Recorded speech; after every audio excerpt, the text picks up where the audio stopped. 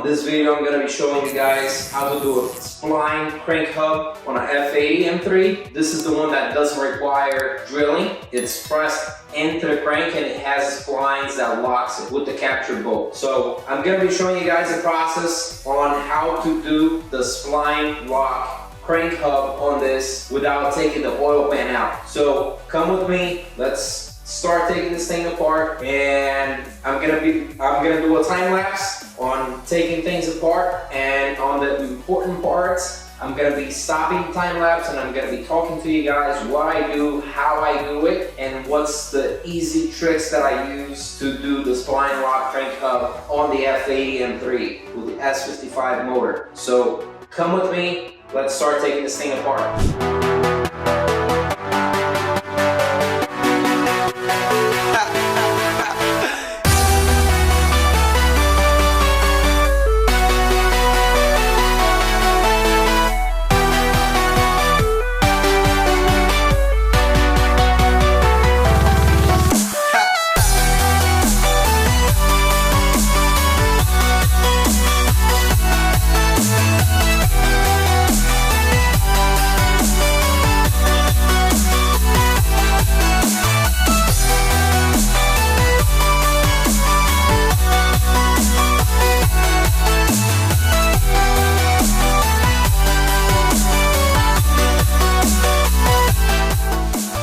Guys, so I highly recommend everybody with an F80 clean your oil cooler.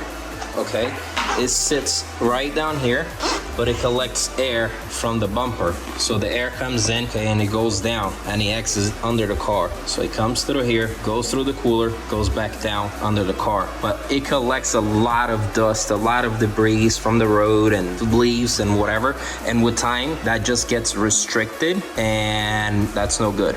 All right, so you have no air flowing through your oil cooler. So I highly recommend you to, every once in a while, take the oil cooler down, take all those panels down, drop the oil cooler, clean it, put it back in.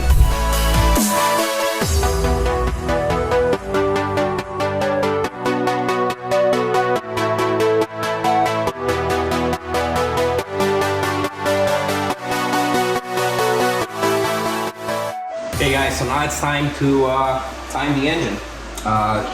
You're gonna look for a QR code on top of the cam because the tool will fit. The QR code is only on top of the cam. It has to be facing up when you time it because the timing tool will fit if the QR codes are facing the bottom, okay? And the pin will fit as well. But once you actually time the engine, you're gonna be out of time. So the QR codes, this is important, the QR codes have to be facing up. They're almost up, I see them already, so I'm just gonna have to spin the engine just enough so I can put the tool in. That should be very close. And the tool has to be flat on both sides. So I'm like far away a little bit, like a finger to go on the right side, intake side. So I just gotta spin a little bit more, wiggle the tool, and there we go. I'm in. Flat on both sides. I have to bolt it down, okay? For taking it apart, you don't have to put this one in to align the cam wheels. So only when you're putting it together, you put that one on and bolt it down. But for taking it apart, you don't have to. It doesn't really matter.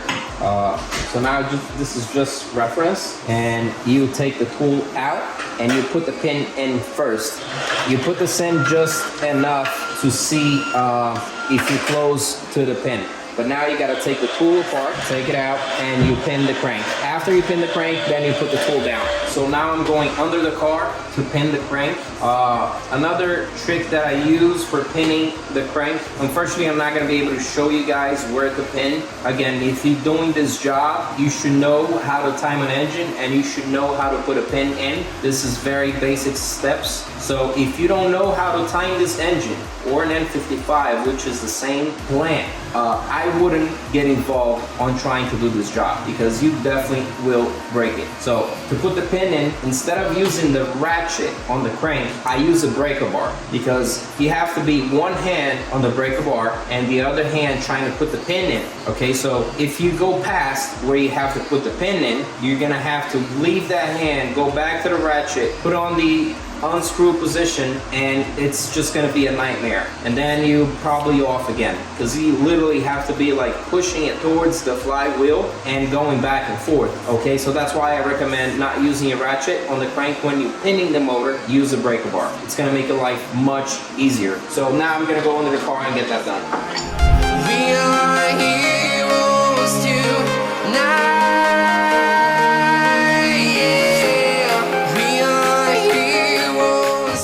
All right, so here's how you're gonna release the pressure from the tensioner. You pull it back, okay? You gotta be very gentle with this. As you can see there, you pull it back, okay?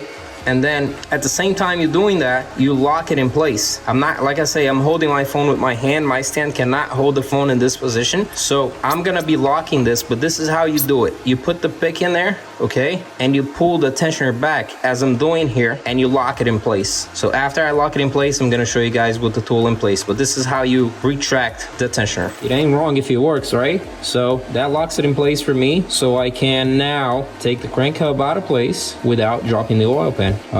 If you're not steady with your hands, I really don't recommend you doing this type of work. Only if you know what you're doing, and I'm not responsible for any of your actions or mistakes. All right, guys, so I have the crank loose. I'm gonna show you guys what happens when I pull this baby out. Try to focus here as much as I can. See what's going on there? That sprocket for the oil pump stays in place. And the sprocket for the chain that's hanging on the side here, it's gonna stay in place until you pull the chain up. But so the sprocket for the oil line, the oil chain stays in place, okay? Just like so. And all I gotta do is put the new crank hub with the sprocket, put the chain around it, and call it a day. That's it. Easy enough, right? All right, guys.